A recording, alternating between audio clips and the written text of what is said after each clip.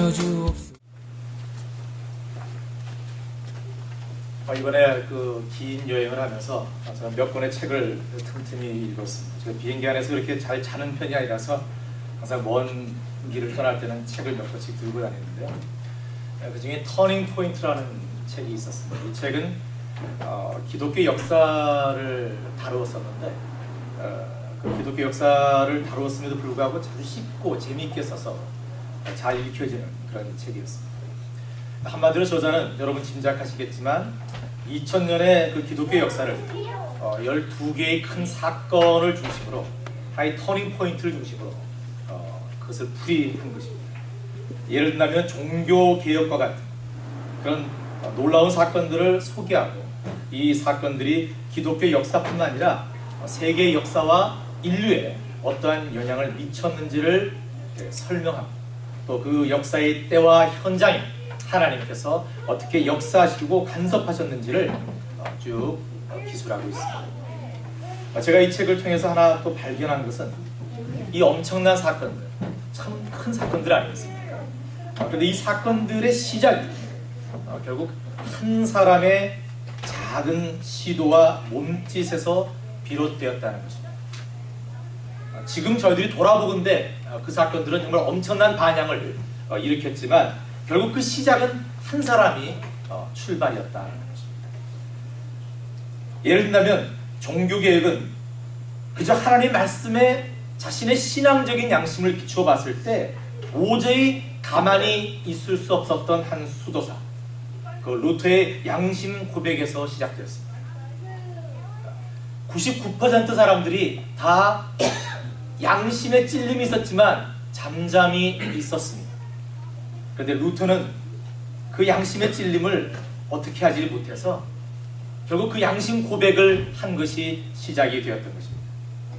루터와 함께 종교개혁의 또 다른 한 축이었던 잔 칼빈, 우리가 칼빈이라고 알고 있는 그 사람도 그가 무슨 종교개혁을 시작하겠다라는 그런 의지를 갖고 그 일을 시작한 것이 아닙니다. 친구가 대학교 총장으로 가게 됐는데 그 사람의 연설문을 이 사람이 대신 써주게 됐어요. 그리고 팔복에 대한 설교를 준비해줬습니다. 그런데 그 설교가 그 당시로는 너무 급진적인 거예요. 지금의 타락한 이런 상태로는 안 된다라는 그런 얘기를 잔 칼빈이 강조했던 것입니다. 그런데 이것이 문제가 되어서 그 친구, 그 연설문을 부탁했던 그 친구는 그 연설, 그러니까 그 설교를 하자마자 쫓겨나는 신세가 되고 더불어서 그 써준 잔 칼빈까지 사람들에게 쫓기는 신세가 됩니다. 그리고 옮겨가서 야 이제 어떻게 살아야 되느냐 고민하다가 결국 그것이 새로운 종교개혁의 한 축을 긋는 시작이 되었다는 것입니다.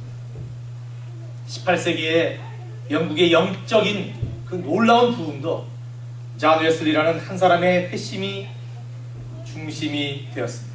우리나라의 1907년에 대부흥운동도 하디 선교사님과 길손주 장로님, 나중에 목사님이 되시지만 길손 장로님의 그 통의 그 하나가 출발점이 되었다는 것을 저희들은 잘 압니다.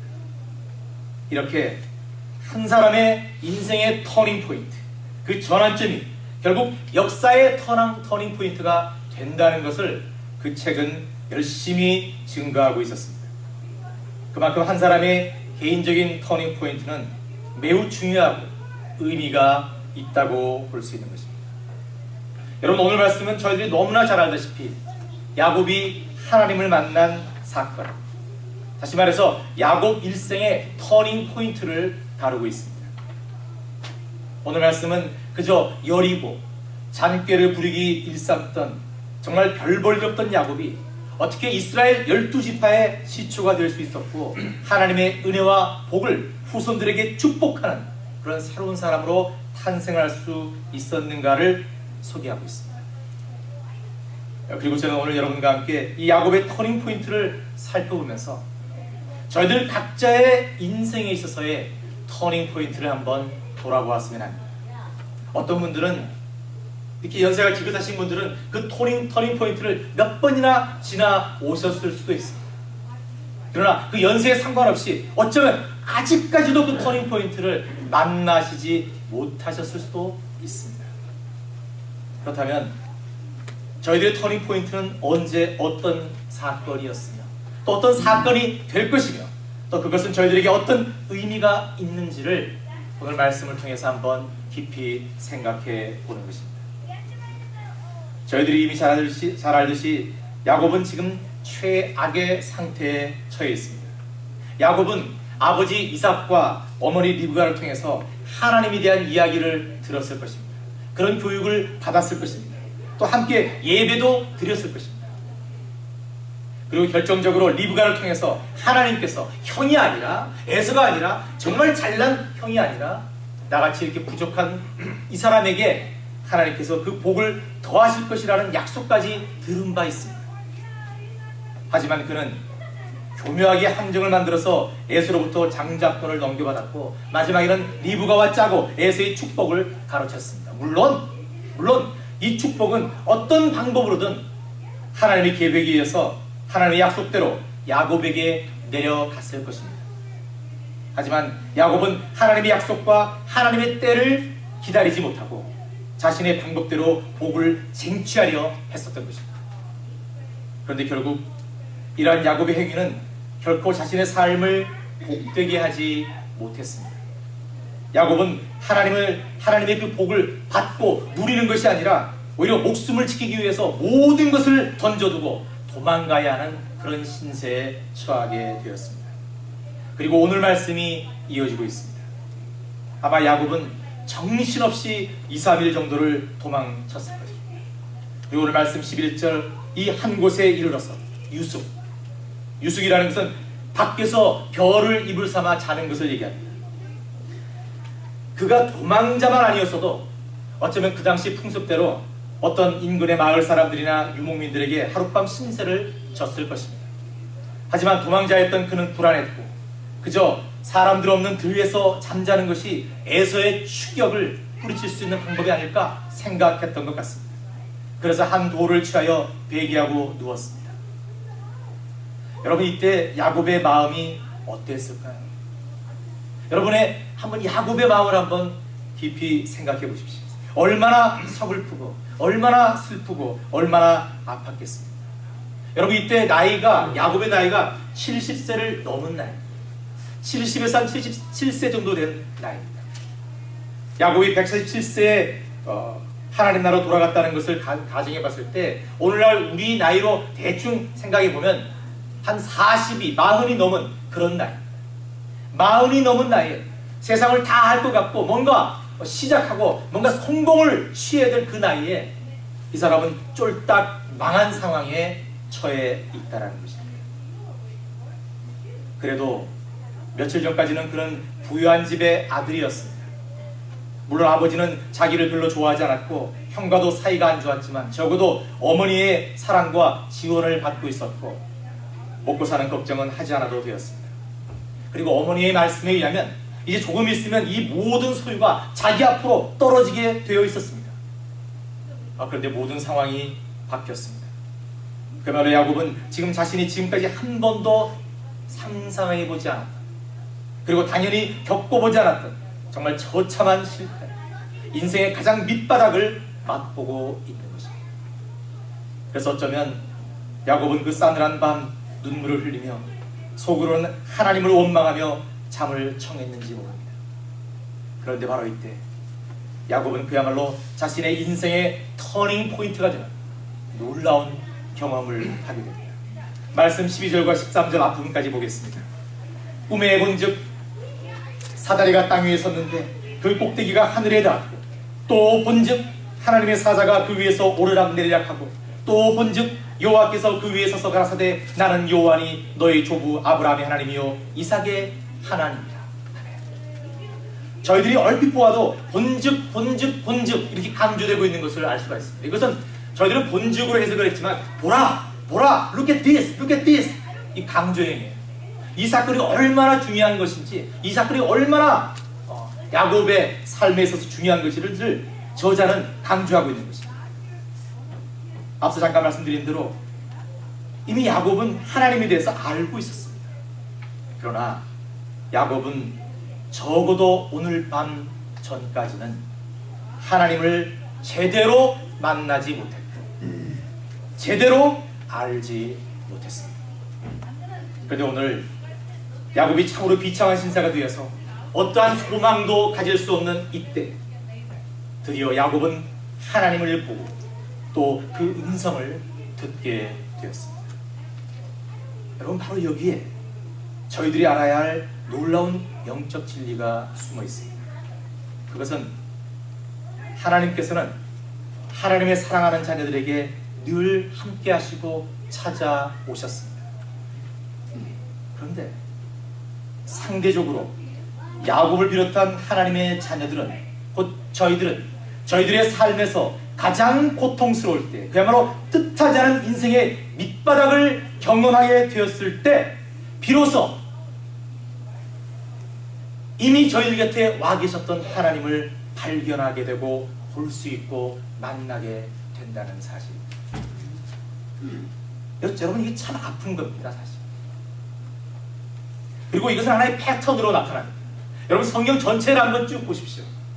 야곱이 가졌던 이 패턴과 거의 비슷한 양상의 모습들이 얼마나 많이 나타나는지 모릅니다.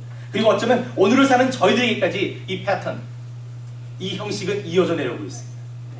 여러분, 모세를 한번 생각해 보십시오. 모세도 잘 나가는 사람이었습니다. 가장 강대국의 한 나라의 왕자였습니다. 그러나 그 사람이 졸지에 도망가서 거친 광야에서 무려 40년 동안 양을 쳤습니다.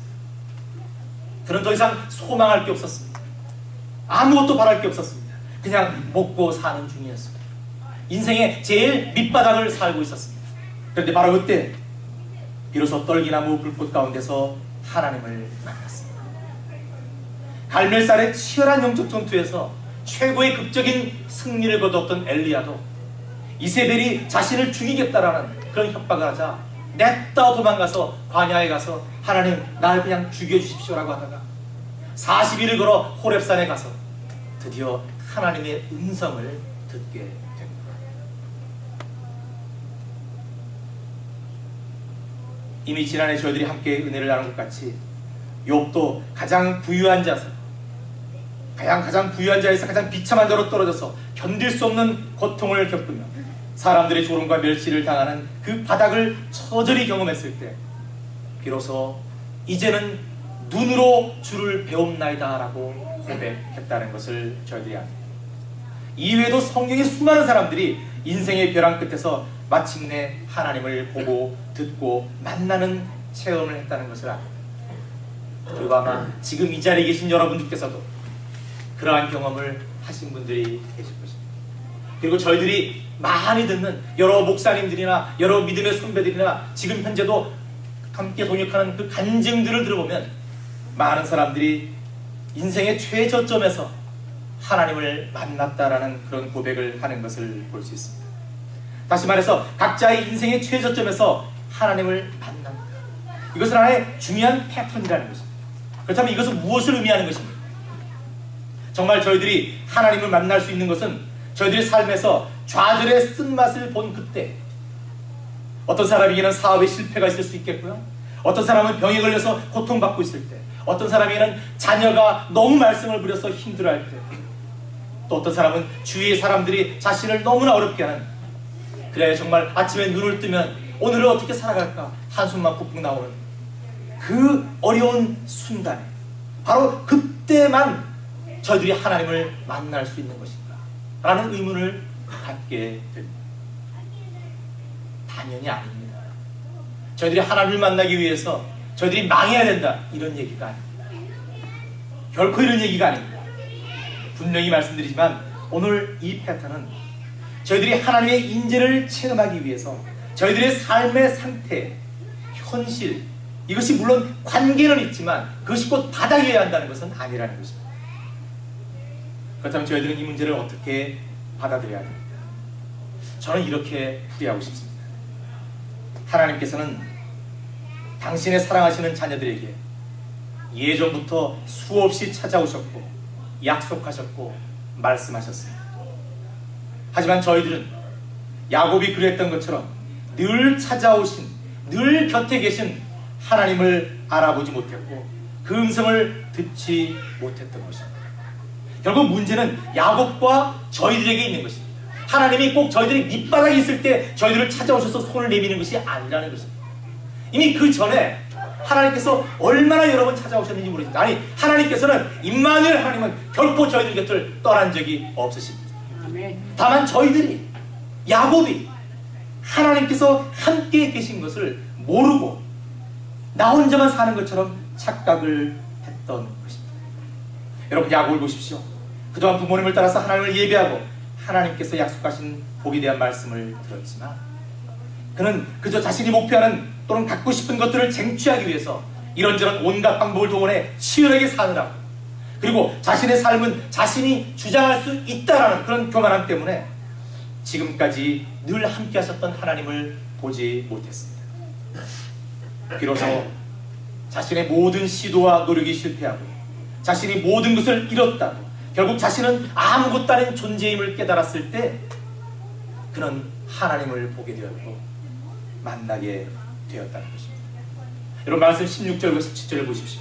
야곱이 잠이 깨어 가로되 여호와께서 과연 여기 계시거늘 내가 알지 못하였도다. 이에 두려워하여 가로되 두렵도다. 이곳이요 다른 것이 아니라 이는 하나님의 전이요 이는 하늘의 문이로다. 여러분, 야곱은 지금 하나님께서 바로 여기에 계신데 내가 알지 못했다는 것을 고백하고 있습니다. 그리고 여러분, 이 말씀의 여기는 그저 야곱이 돌베개를 하고 잠들었던 바로 그곳만을 얘기하는 것이 아닙니다. 야곱이 잠들었던 그 수많은 날들, 과거의 그 수많은 날들, 야곱이 존재했던 그 어느 곳, 그 모든 곳이 여기입니다. 그리고 바로 지금 여기도 마찬가지고 앞으로 야곱이 가야 할 그곳, 어떤 것도 당연히 여기에 포함됩니다. 저희들 모든 삶에도 마찬가지입니다. 여러분, 저희들이 하나님을 딱 만났던 그 순간만 하나님께서 저희들과 함께 하신 것이 아니라는 것입니다. 바로 그곳만이 하나님과 만난 그 장소가 아니라는 것입니다. 예전에도 하나님께서는 늘 저희들의 삶에 깊이 간섭하셨고, 저희들이 쓰러질 때마다 붙들으셨고, 저희들이 잘못된 길을 갈 때마다 막대기로 인도하셨다는 것을 저희들은 믿음으로 고백할 수 있어야 합니다. 바로 지금 저희들이 예배하는 이곳, 이 예배당, 그리고 저희들이 살아가는 이 세상 모든 곳이 바로 하나님의 전이요 하늘의 문인 것입니다. 그런데 저희들은 안타깝게도 저희들이 살아가는 이곳이 하나님의 전이요 하늘의 문임을 인식하지 못하며 살아갈 때가 너무나 많은 것입니다. 그런데 저희들이 이러한 삶을 살다가 야곱처럼 예상치 못한 고난을 당하고 시련을 당하여 자신의 존재를 돌아보게 되고 나아가 하나님 앞에 회개하며 하나님을 전적으로 찾게 되자 비로소 하나님의 모습이 보이기 시작하고 하나님의 음성이 들리기 시작하는 것입니다. 교만한 야곱이 지렁이 같은 존재의 자신을 발견하자 교만한 저희들이 여러가지 문제와 시련으로 마침내 저희들의 삶의 주인이 결코 저희들 자신이 아님을 고백하게 되자 비로소 하나님을 만나게 되는 것입니다. 이것은 다시 말해서 저희들이 지금 이 상태로 살아갈다 할지라도 저희들이 지금 아무것도 어떤 해함과 어떤 두려움과 그런 것이 없다 할지라도 저희들이 하나님 앞에서 이 십자가 앞에서 하나님 저희들은 아무것도 아닙니다 라는 그런 겸손한 고백을 하게 됩니다. 하나님 저희들의 삶을 하나님께서만 주장해 주십시오 라는 그런 위탁의 기도를 드리게 된다면 저희들은 언제나 하나님을 만날 수 있다는 결론이 나옵니다. 네. 여러분, 올해 저희들은 성령님 오시옵소서 라는 표어를 정하고 저희들 모두 하나님 만나기를 간절히 소망하면서 이를 위해 기도하고 있습니다. 여러분, 정말 저는 너무 간절합니다. 벌써 2월이 후딱 지나가서 3월인데 여러분, 올해 안에 하나님을 꼭 만나야 되는데 저뿐만 아니라 여기 계신 모든 성도님들이 정말 성령 하나님의 인재를 저희들이 다 느껴야 되는데 그것을 체험해야 되는데 그냥 시간만 가는 것은 아닌가. 얼마나 좀 솔직히 인간적인 고백을 드리면 초조한지 모릅니다. 저는 올해 다시 한번 저희들 모두가 뜨거운 성령님의 인재를 체험하게 되기를 간절히 소망하고 있습니다. 그래야 저희들 모두가 이 예수사랑교회가 또 또 한 번의 놀라운 터닝 포인트를 맛보게 되기를 원합니다.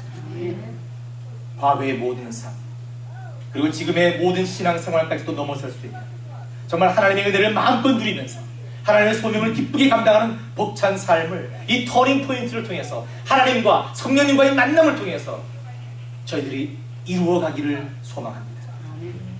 그러기에 저희들은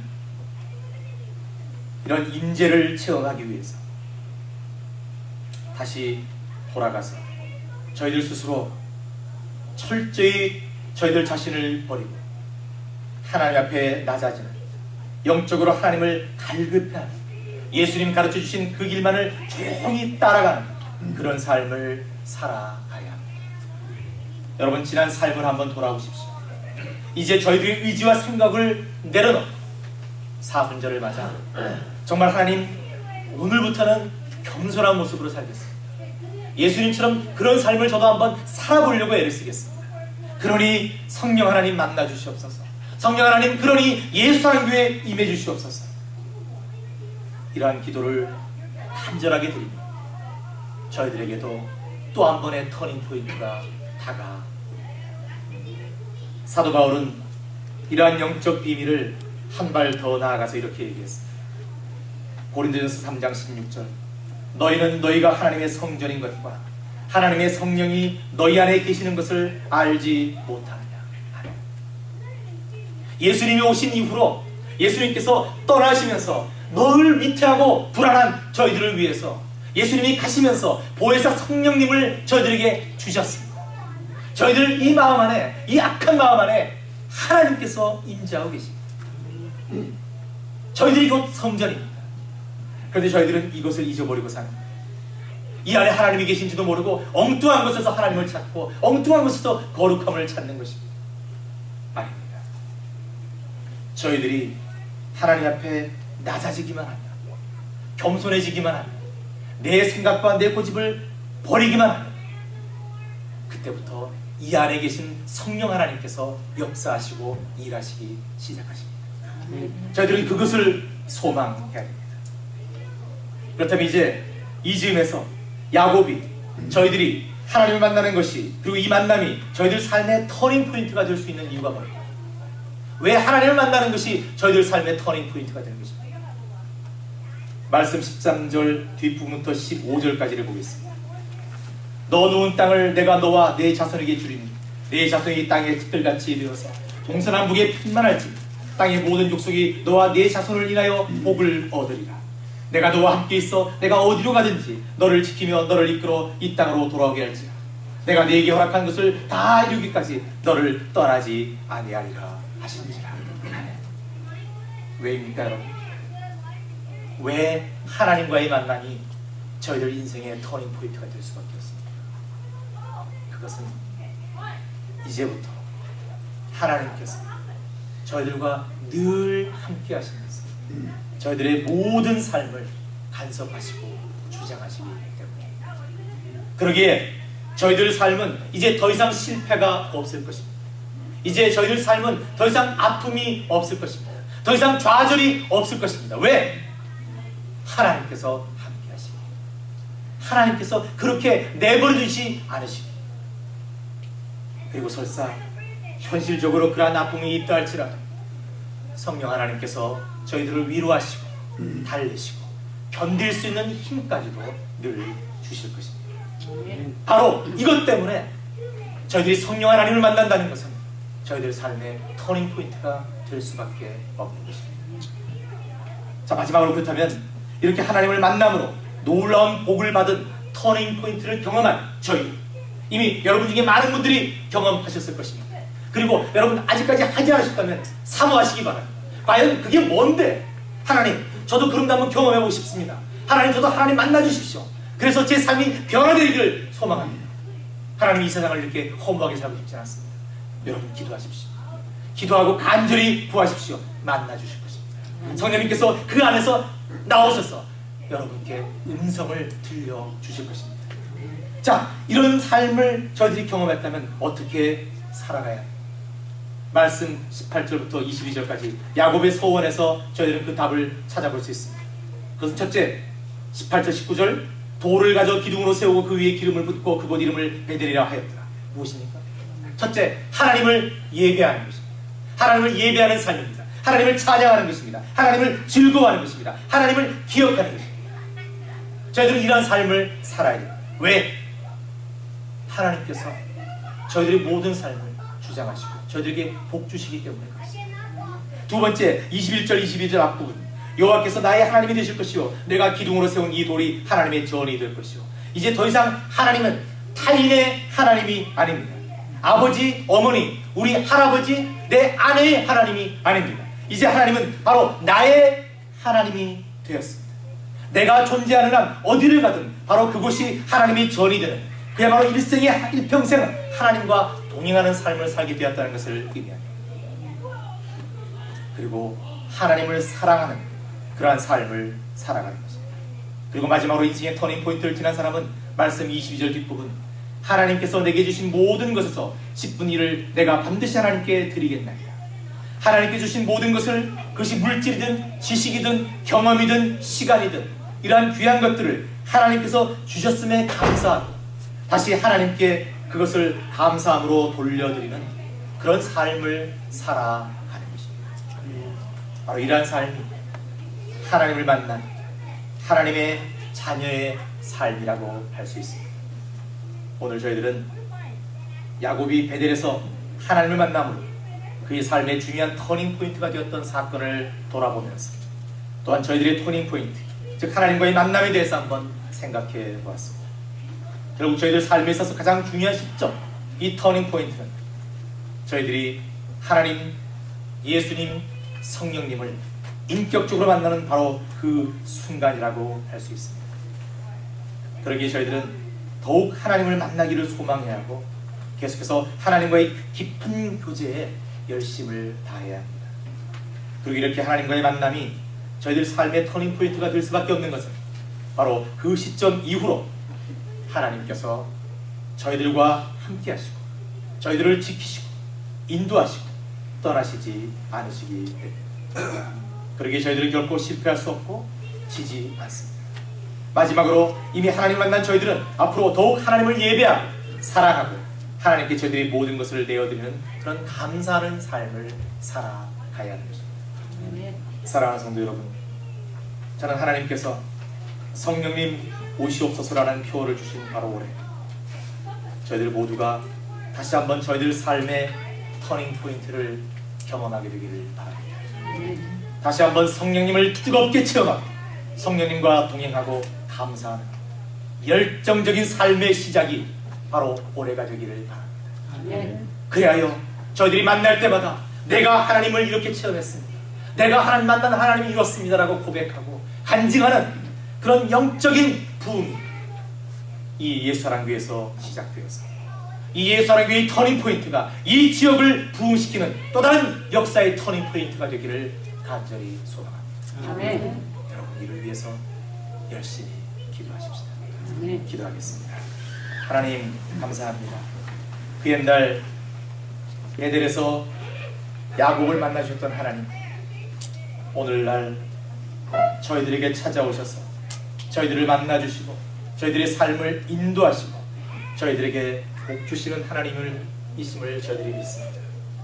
하나님, 저희들이 그 하나님을 만나고 싶습니다. 그 하나님과 동행하는 삶을 살고 싶습니다. 하나님, 아직까지 저희들이 겸손하지 못하고 교만하고 저희들의 생각이 너무 커서 저희들의 의지를 죽이지 못해서 아직까지 그러한 만남을 가지지 못했다면 아버지 하나님, 저희들을 용서하시고 저희들이 이 모든 악한 것들을 제해해 주셔서 이제 하나님의 그 모습을 보고 하나님의 음성을 듣는 놀라운 그 체험을 할 수 있도록 인도해 주시옵소서. 다시 한번 저희들에게 터닝포인트를 허락하셔서 정말 하나님께서 원하시는 그런 교회, 그런 삶을 저희들이 살아갈 수 있도록 도와주시옵소서. 함께 하심을 감사드리며 예수님 이름으로 기도드립니다. 364장 찬송드립니다.